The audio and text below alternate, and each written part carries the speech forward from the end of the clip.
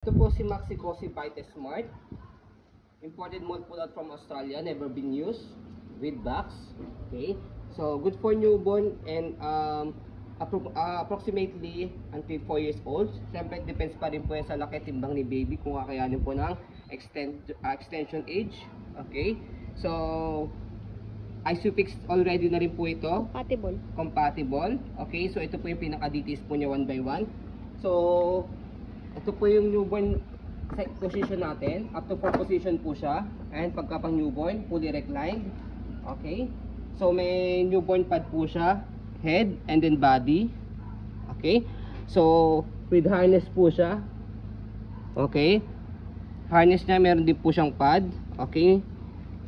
Kompleto. Yung lock, wala pong putol. Ayan. Okay.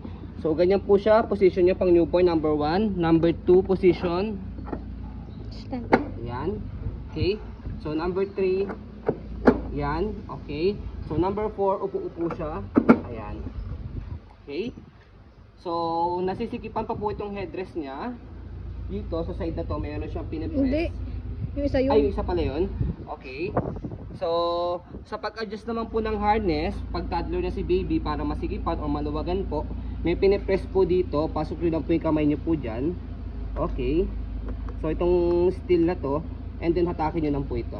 Okay? Pag sisikipan, hatakin nyo lang po siya. So yan. Okay?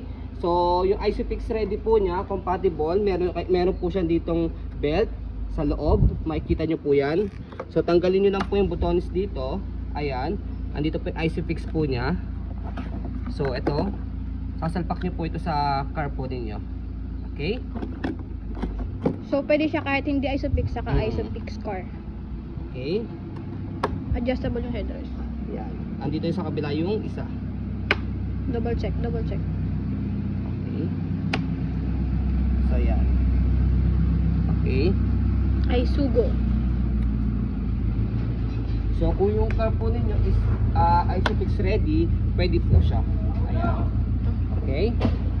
Adjustable yung So headrest. meron po siyang G-cell. So ibig sabihin po ito extra protection if in case na meron po mga accident or may crash pong nangyari sa car, para safe na kay baby. Ayan. Ito po yung likod po niya.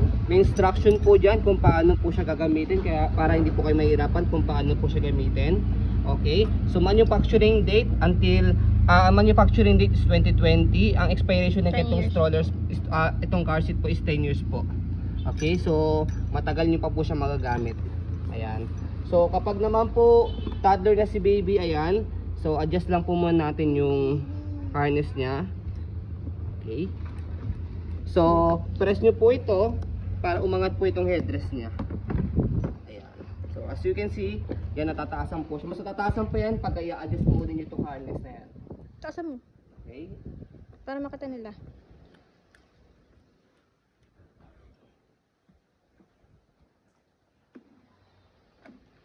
Yan. Okay, so yan. As you can see, nakita nyo po mataas po, mataas po siya.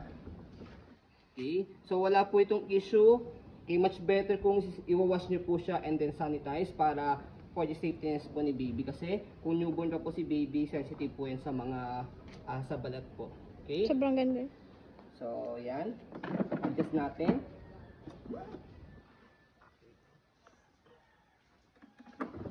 Okay. So ayun po yung pinaka-details or complete details po ng Maxi Cosi Vita Pro po Vita Smart po natin. Okay. Ayan. Okay. So very details po kami mag-video kasi shop policy po namin, no refund, no exchange. What you see is what you get po. So yun po, maraming salamat. Have a nice day and God bless po.